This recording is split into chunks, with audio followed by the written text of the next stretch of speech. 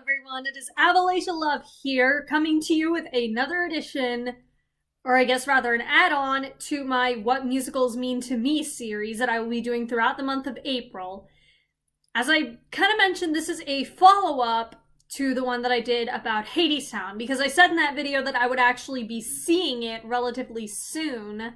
Not the Broadway version, obviously, because one, I can't afford that, and two, I mean, my parents probably would be willing to pay for a trip to New York if they thought it was safe, which, considering the way the world is right now, it's not. But whatever, that's besides the point. I saw the touring cast at the local theater. Okay, not local, because my dad had to drive me and my sister like an hour away to get there. But the point is, I was able to see the touring cast. And I said in my previous video that if I had any additional thoughts or if any of my perspectives had changed at all, then I would make a follow-up video. And I found that I do have a few things to say about it. So here it is, my follow-up on Hadestown. And to kind of give you an idea of what I'm going to be doing this video, I'm going to be discussing more about overall sort of my thoughts on the musical. Whereas in my previous video, I kind of briefly talked about my overall opinion, but I more discussed how I kind of came across it, how it tied into my special interests, and how I really felt a connection with Orpheus as a neurodivergent or neurodiverse individual. So this time I'm going to be talking more about the musical as a whole, kind of talking about how the characters were portrayed in this one by different actors, how I felt they compared to the Broadway actors, the songs, and just the musical overall. So, and this may be a little bit shorter than my other video, which can be good or bad depending on how you look at it, but let's not waste any time, let's get into it. So, what did I think of this musical? It was amazing! Like, seriously, from the minute they just started playing Road to Hell and when Hermes came in singing Alright, I was pumped! Like, I was dancing in my seat, I was flapping my hands, I was ready to go. Like, that song, holy cow, does it know how to get you excited for the rest of the musical. It's like Alexander Hamilton from, what else? Hamilton. Or I guess more accurately, Prologue from Natasha Peer and the Great Comet of 1812, because it was actually said to be inspired from that, and it makes sense when you realize that Rachel Chatkin, the director of Hadestown, was previously the director for Natasha Peer and the Great Comet of 1812. Please pretend you didn't see that. Anyways, so it definitely started out on a strong note, and I mean, despite a few little tiny things here and there, it carried itself super strong up until the end. And something I should kind of mention ahead of time is, unlike with a lot of other musicals, I had actually listened to the complete cast recording before, twice actually. I'd listened to the cast recording several times, and I'd finished it twice, so I had more of an idea of what to expect going in. I'd also seen some pictures from the show. I'd heard a lot of people talking about it, so I had a little bit more of an idea going into it, and I admit I was a little bit worried about how it was going to hold up compared to how I heard it on the cast recording. And I will say, even though I will still always have a special place in my heart for the Broadway cast, the touring cast did an amazing job as well. So I'm not really sure. I'm not really going to go in order. I guess I'm just going to talk about whatever characters come to mind.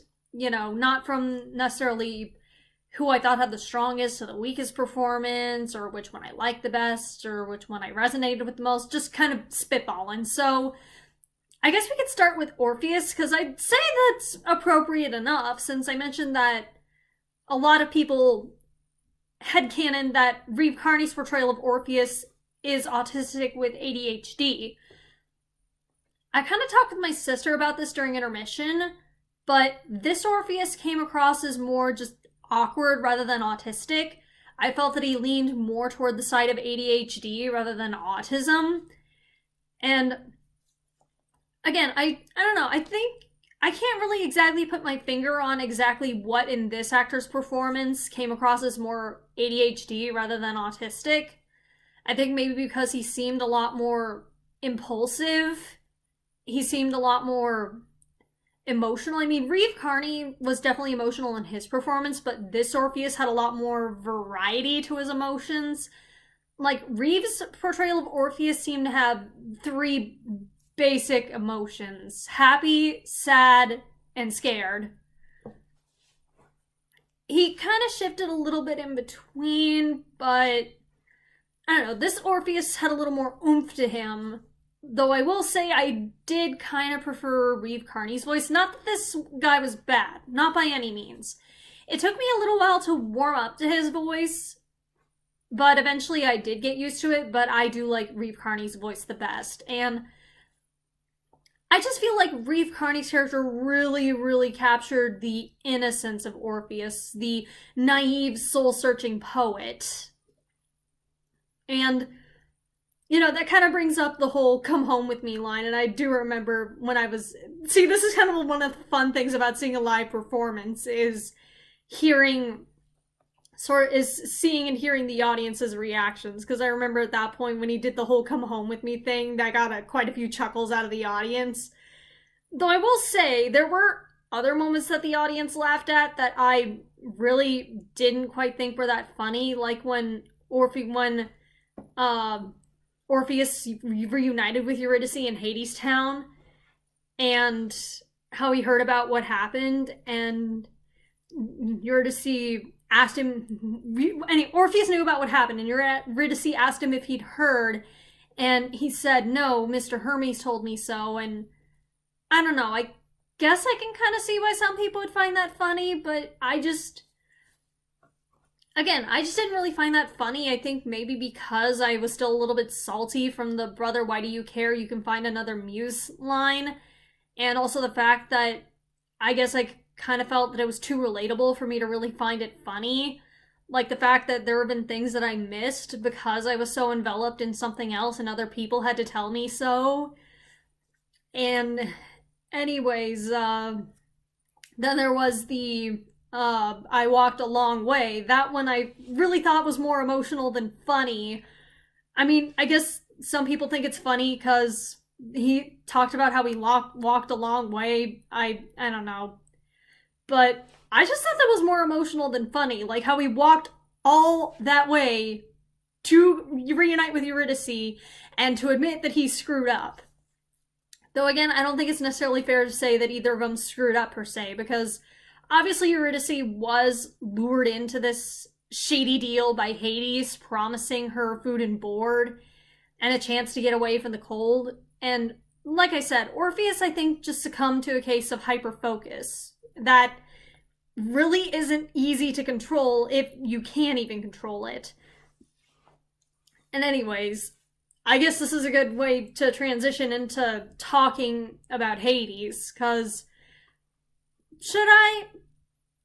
Why the heck not? Because I was gonna save who I thought was I was originally thinking about saving who I thought was the strongest performer for last, but I guess this would be a good segue to talk about him, because I was very used to Patrick Page, and I admit I also took a little while to warm up to this guy, especially when he first came in, you know, during Way Down Hadestown, when Persephone says a signature line, "You're early," and he says, "I missed ya," and of course I was used to Patrick Page saying it in that really deep, gravelly voice, which I am not going to imitate, because you've heard me, this voice?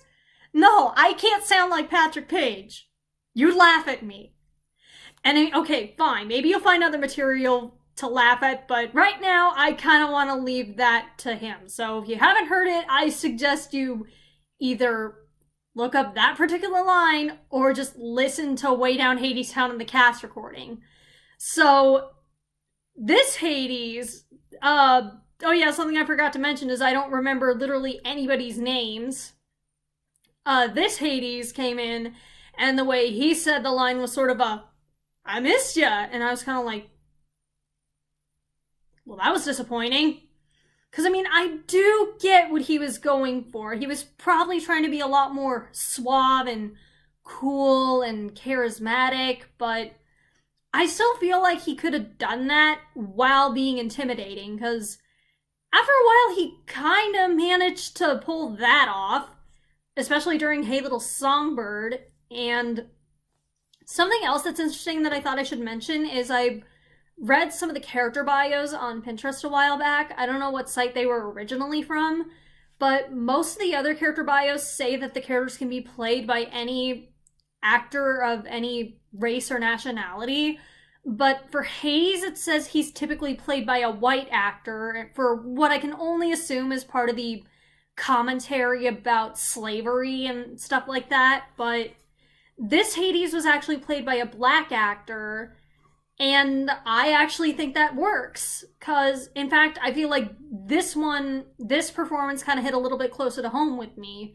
I think it could be because I grew up in a very conservative family, so... And also because I hate to bring race into this, but it is relevant, you know. Technically, I already brought politics into it. There's the fact that I'm conservative and that I am white, so that didn't really hit me all that much. But this Hades came across as... See, Patrick Page's Hades kind of came across as more of a dictator slave lord, whereas this Hades that I saw came across as more of a twisted version of a fire and brimstone preacher. And that hit a little bit closer to home for me, because even though I admit I'm not Baptist, I'm Catholic. So, unfortunately, we're no stranger to church scandals. And I know when a lot of people think of church scandals, they tend to think of, you know. But there were actually church scandals in history that revolved around other shady subjects. Like, during the Dark Ages, there were priests and other church leaders who were selling... I don't know what they're called. They're not annulments, indulgences. Basically, they were basically telling people that they could buy their way out of hell, when really they were just trying to find a way to make money off of the church, and that's a no-no, because when you collect money, the money is supposed to be for the church and not for your own pockets. But unfortunately, some of these priests just didn't care, so that's kind of what it reminded me of, from what little I remember learning about church history in my religion class sophomore year. And Patrick Page's Hades, you know, his voice had more of a jazz vibe to it. This one had sort of a blues or gospel undertone to his voice. And I feel like both of them work, and I feel like in this case it really works because, correct me if I'm wrong, but from my understanding, blues and gospel were very important pieces of music for a lot of black people in early America. Or I guess early 1900s America.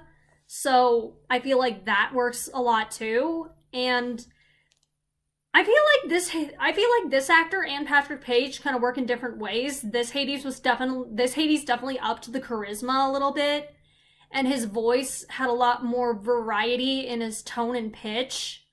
But Patrick Page, I feel, definitely nails the intimidation. Like, that laugh that he does in Papers, it just sends shivers down my spine every single time. So, and honestly, and something else I kind of like to mention is, I could understand Eurydice in both circumstances, but I could see some people maybe thinking, why would Eurydice be more inclined to sell her soul to Patrick Page's version of Hades, considering this guy might as well have a neon sign pointing to him saying, immoral dictator, do not trust under any circumstances. Whereas this Hades tried to play it cool a little bit more, so I could see people understanding and maybe being more inclined to sell their soul to that Hades versus Patrick Page's. So, yeah, I would probably say that was my favorite actor out of the main cast. So, I guess while we're on the subject of gods, I might as well talk about I guess let's shift it to his wife, Persephone. And this actress was definitely very talented. I liked her voice, and, she nailed a lot of things. She had a great voice. She really knew how to, she really nailed Persephone's spirited and wry sense of humor. She had some really amazing dance moves. And Our Lady of the Underground, she did an amazing job there. And she pulled off that costume beautifully. The only thing I kind of have to say is, I feel like, what I liked about Amber Grace Persephone was the smaller moments, the quieter moments when she took it down a little. Because I kind of remember when I was first listening to the cast recording, I asked myself, okay, besides where they stand morally, what's the difference between Helene and Persephone? Because she played Helene in Great Comet previously. Then we got to How Long, and I was like, that's it. That's it. That is what I've been looking for. And don't get me wrong, I feel like this actress did How Long very beautifully. She was definitely very good at approaching Hades from a softer side, but I feel like it kind of ended after that. Like, the whole let him finish it. Okay, I could kind of see her taking a sharper tone with Hades in Epic 3, when she says let him finish Hades. But even afterward, like in Wait for Me Reprise, when she and Hades are talking, she still seems kind of smug and very kind of I told you so. She kind of goes back to that same spirited Persephone that she was. And I just feel like the conversation doesn't hit as much because that's supposed to be a very tender moment between Hades and Persephone, where it's the first time they're having a conversation together without fighting with each other. And, there's the moment where Persephone's realized that, that Hades, in spite of his flaws, is actually a very good man. He's but a man. And she's impressed that he's actually doing the right thing and letting them attempt to go. And then there's a moment where she asks him, and how about you and I? Are we going to try again? Because she knows that Hades has been picking her up early and keeping her longer than she should be staying. But at this point, she's willing to stay just a little bit longer if it means she and her husband can patch things up. And Hades, although he has every opportunity to keep her, he knows that it's better for herself and for her sake and for everyone else's sake if he lets her go on time. So he does, and she just says a very soft wait for me, saying that, okay, I'm going, but I will be coming back. And I do agree to trying again. We are going to patch things up. And something else that I think I should mention is something that Amber mentioned in an interview and something that I read in the character bio, is Persephone's wry sense of humor is partially who she is, but it's also partially a coping mechanism. When living it up on top, she's numbing herself because she knows that her marriage between her and her husband is on the rocks, and she knows that things are not going well down in Hadestown. She knows that he's doing a lot of immoral crap. But she's trying to numb herself rather than face it head on. I'm sure a lot of us can relate to that because facing your problems head on is hard, and we don't like to do things that are hard. We often want to try and take the easy way out, and for her, it's partying, the drink, alcohol, being around other people who she feels are less complicated than her husband, like Hermes then also being around Orpheus and Eurydice, because it kind of reminds her of who she and Hades were when they first started out, considering at the beginning of How Long, she says, he has the kind of love that you and I once had. So, overall, I liked this Persephone, but I feel like maybe it would have been beneficial if she took it down a few notches, because sometimes the most powerful moments are the moments that are a little bit quieter, even in the theater. So anyways, moving on from Persephone, I guess we might as well mention our last godly figure, that would be Hermes. And something I thought was interesting about this Hermes is, I guess it could be because of their races, again, I don't like to bring race into things, but I do think that it is entirely possible that it could play a factor here, because Under the Shields, and this isn't necessarily a critique, it's more just something that I noticed. Under the Shields, Hermes seemed more like someone from the South, but this Hermes felt a lot more like someone from the Midwest, where I'm from, good old Nebraska. You know, he felt like somebody that I would actually see performing either outside of a restaurant or in the Haymarket area where I live. And I guess on that front, the actor succeeded, because I read that Hermes is kind of just supposed to be that chill dude that you just want to meet at a bar and hang out with. Though, I must say, I don't exactly have entirely very fond feelings about Hermes, because I feel like, I mean, he can be really cool. He's got that suit. I mean, not just anybody can pull that off. I honestly think that Under the Shields pulled it off best. And like I said, he does have his good moments, and I do appreciate him taking Orpheus under his wing, but he gives so little indication that he actually cares about him. And I already talked about how he talked to Orpheus and treated him after Eurydice went to Hadestown. But something else I didn't mention was in Papers, when Orpheus has gotten himself in a whole heck of a lot of trouble. He could get seriously hurt, and what does Hermes do?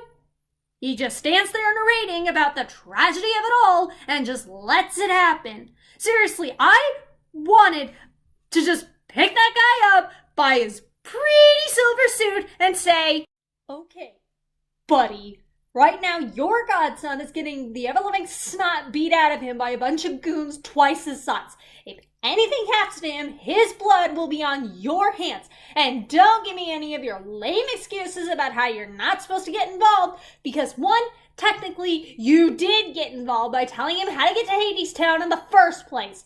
And plus, this is just as much your realm as it is Hades or Persephone's, because you yourself said that you help souls get to their final destination. Now it's not the time for you to be standing there narrating like a bump on a log.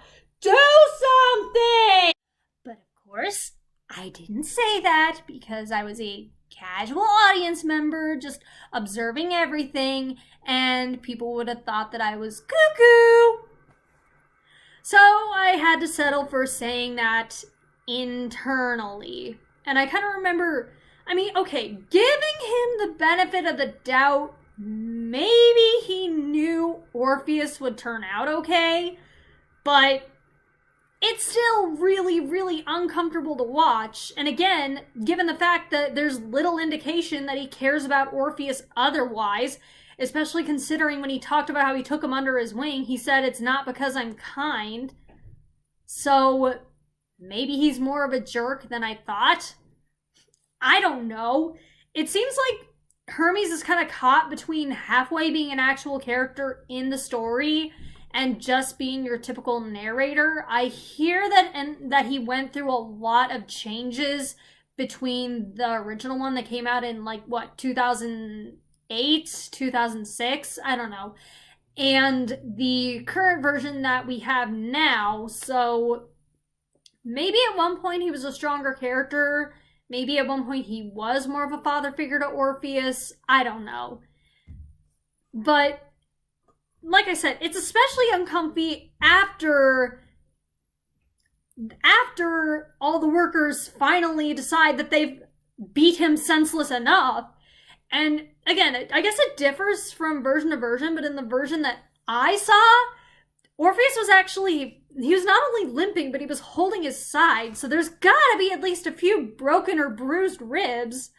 So really, you didn't even step in to help him at all.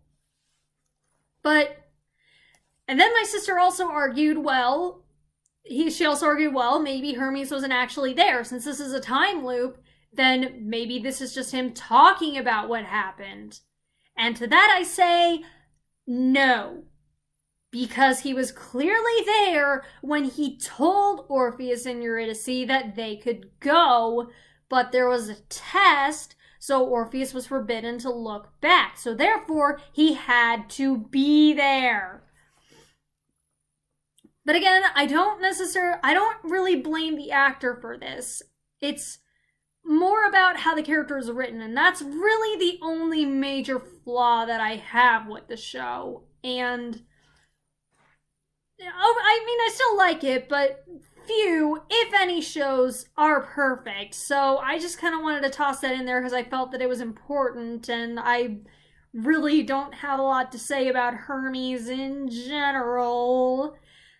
And anyways, I guess the next character on our roster would be Eurydice, but considering I've been mentioning her name several times, but I don't really think there's a lot that I can say about her. I feel like this actor was pretty close to being as good as Eva Noblezada.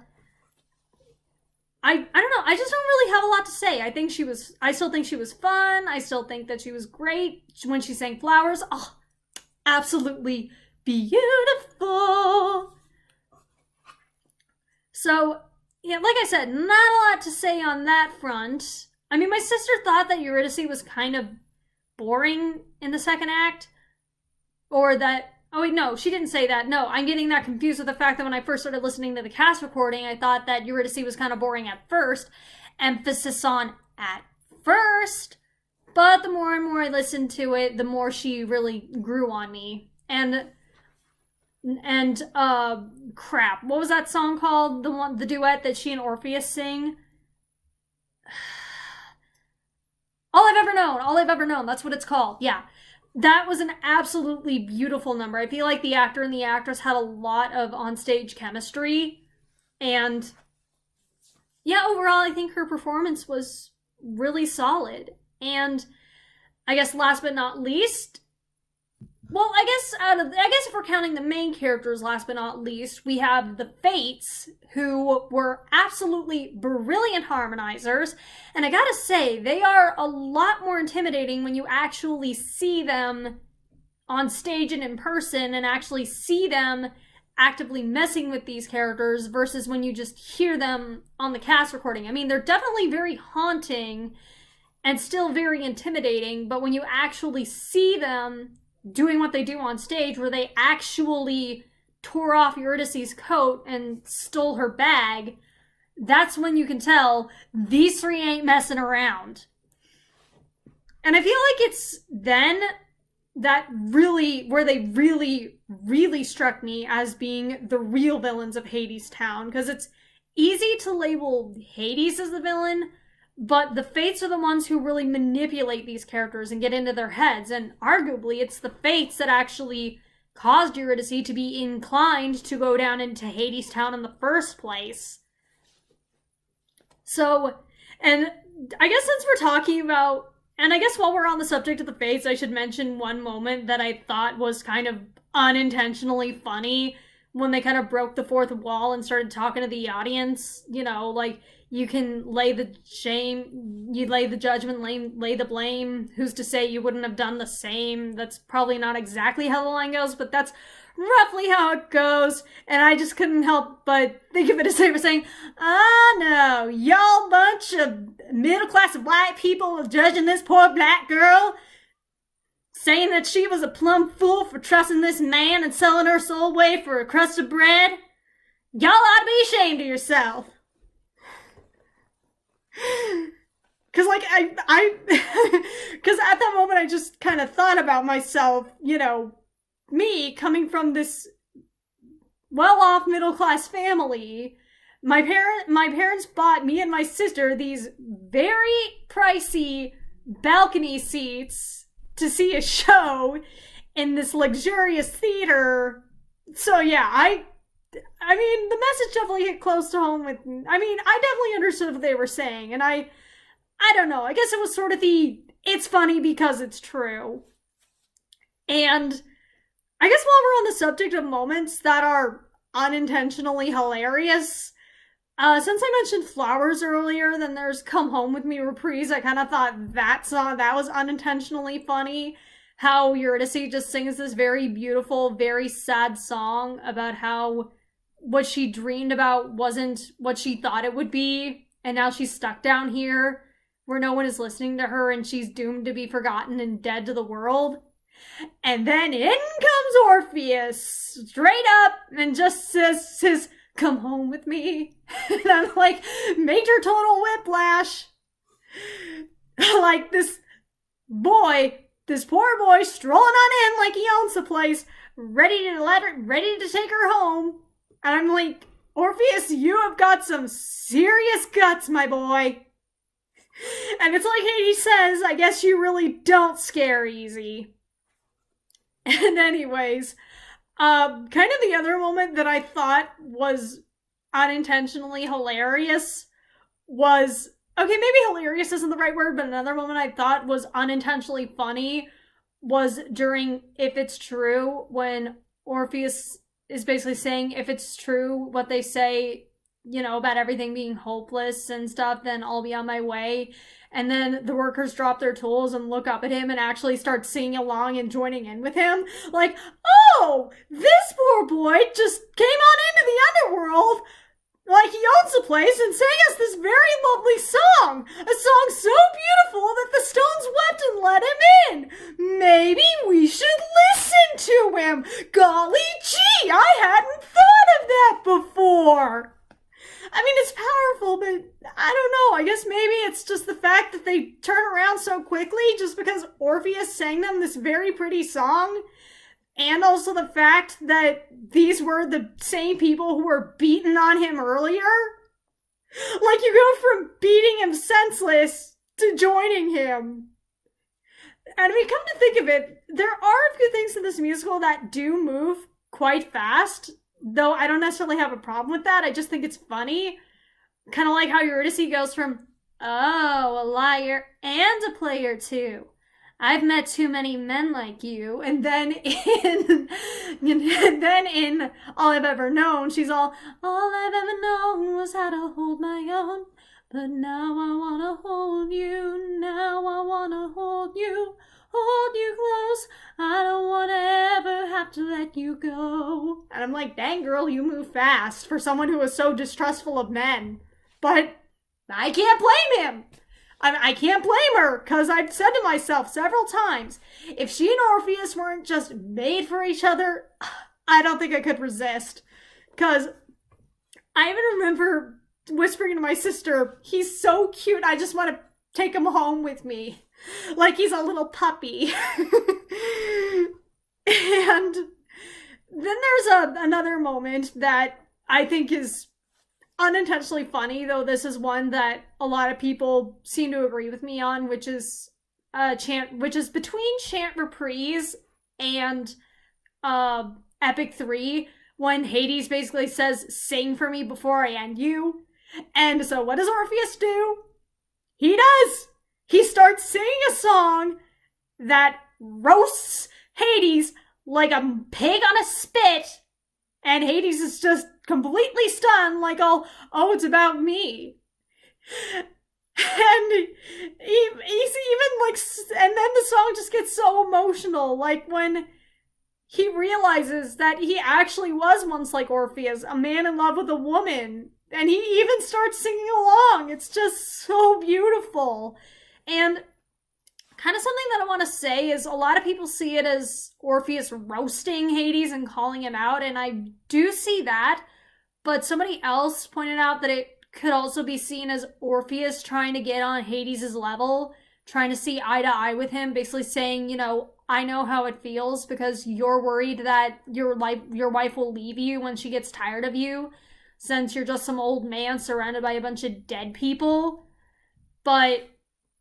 And Orpheus is like, you know, I kind of know how it feels since my own mother abandoned me when I was a baby. So who is Eurydice to even look at me when all I am is a nobody? Especially considering in All I've Ever Known, he says, who am I that I should get to hold you? So again, that clearly shows that Orpheus has had some abandonment issues, and considering that Hermes told him not to come on too strong, I kind of can't help but wonder if maybe he tried out relationships with other girls and they were turned off by his naivete or the fact that he was very emotional, or I even wonder if maybe they saw him as a weakling, considering he's a very atypical portrayal of masculinity. He's much bigger on the inside. And anyways, kind of two other things that I want to mention is one, during Wait For Me, when Orpheus goes down into Hadestown and they're doing all those cool effects, like with the headlamps and the swinging lights. Though I will say I was a little bit on edge when I saw that, because seeing those lights swinging, like, it's very, very easy for someone to get hit on the head with those things. And by someone, I mean Orpheus, or I guess rather the actor who plays him, considering I even remember someone, when they were watching the Hadestown performance at the Tonys, mentioned that one of the lights was like inches away from hitting his head, Reeve Carney's head. And I think someone else mentioned that he probably did get hit in the head once. And I can't help but seriously wonder if he got a concussion. And if he didn't, he's very lucky. And someone was like, well, the lights are relatively lightweight, so it's very unlikely he was hurt. And here's the thing. It's not always necessarily about how something weighs, but the velocity at which it swings. So even if the lamps are lightweight, I still think those would really hurt if they hit you in the head. And my music teacher even mentioned if they come at you from the front, they could probably break your nose. Kind of like how that thing where if you drop something off the Empire State Building, it's not necessarily going to embed itself in somebody's skull, but it would hurt more than if you just dropped it from like a few feet above your head. And the second thing I want to mention is that scene with Hades and Persephone in the balcony, because I remember hearing that that's a scene that can vary drastically depending on what version you're seeing. Because I remember, because I saw it in a Tumblr post where one girl mentioned that in some performances, Hades is either reading a newspaper or is just looking very distracted or very deep in thought, and Persephone goes to kiss him and he doesn't regard her, and she kind of does this dismissive hand wave like, excuse my language, screw you then. And in some cases she doesn't even go to kiss him and just automatically goes for the hand wave. But then there was one, which was post-Tonys, where she not only kisses him, but there's no dismissive hand wave or anything. She's just kind of like, well, I tried. She goes off and Actually, yeah, she kisses him, she goes to go, she comes back hoping to get a response from her husband, and when he doesn't, she's like, okay, well, I tried, silently, of course, and she goes to head off, and Hades just gives this very sad little wave goodbye just as she's heading out, and it's very touching, very sweet. And speaking of sweet, I might as well add, Epic 3 was beautiful as always. Like, seriously, I almost cried during that. And I absolutely love the part when Hades produces the flower, like that fun little magic trick. Though I will always, always, always think of that story that Amber Gray told about when she and Patrick Page were doing that performance one night, about how he dropped the flower and they kind of looked at each other like, who's going to pick it up? And then they both knelt down to get it, and she said it turned into kind of a physical proposal. And somebody even said that it came across more as Hades and Persephone being overwhelmed and nervous than it being a mistake. And kind of the other thing that I think of is when Amber was talking about when she and Patrick Page had just started working together, and it was when she was just about due to have her first baby, and they were trying to rehearse the dancing scene, though obviously, since her belly had gotten so big, it was really hard for him to reach her, but he was just totally cool with it. And I totally agree what one person on Tumblr said, where they described them as professionally in love, like they're happy in their respective marriages, but on stage they are totally married. Like, I even remember there was like a compilation of Patrick saying how he just can't do the performance without Amber, and how much of his performance relies on her, and how Hades is just a man who's so in love with his wife. It's so sweet. And that is definitely what I saw in this version.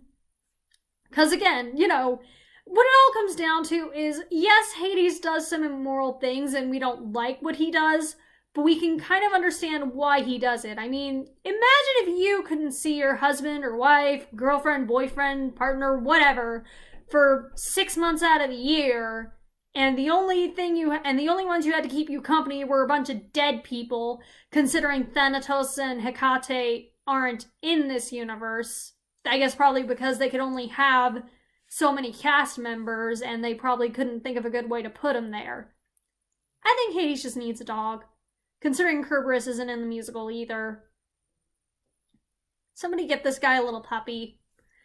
But anyways, before I end this video, I would like to address one last thing, and that is the hardworking chorus, because I have started to grow sort of a fondness for shows that actually incorporate the band into the show.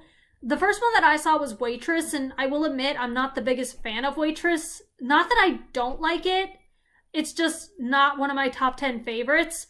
Though I did like how they actually incorporated the band into the show, actually having them play music in the cafe, having them in the booths just drinking coffee. I thought that was very cute, and I feel like it really added to the atmosphere that the musical was going for.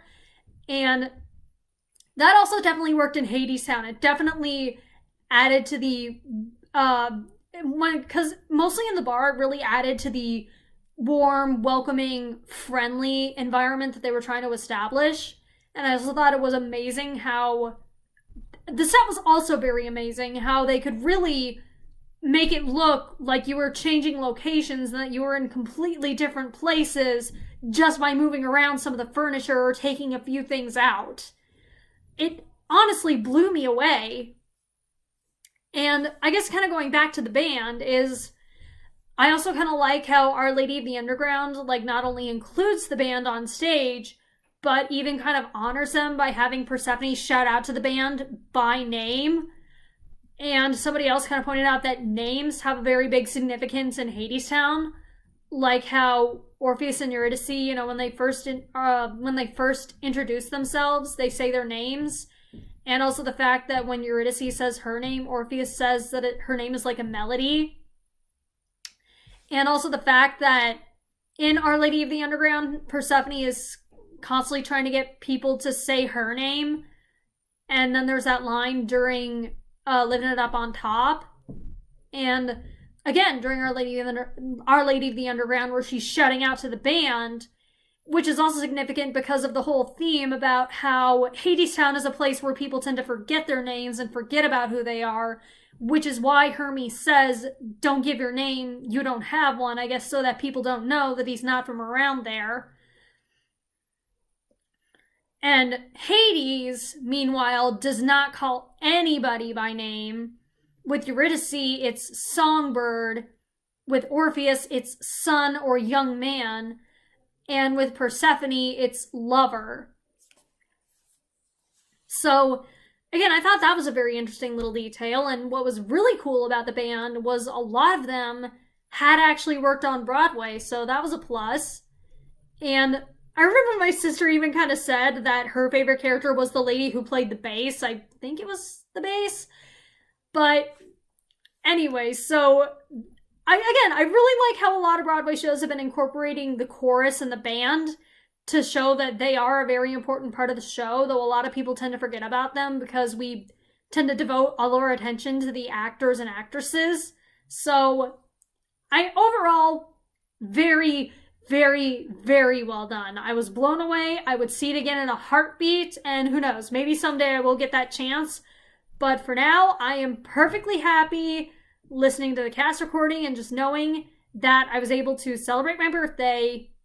I mean, I didn't see it on my actual birthday. I saw it the day after, but I consider it sort of a late birthday gift. So that is probably one of the best, if not the best, birthday presents that I have ever gotten. It was such an honor to see this show, and it will forever reside in a special place in my heart. So that's pretty much all I have to say about Hadestown.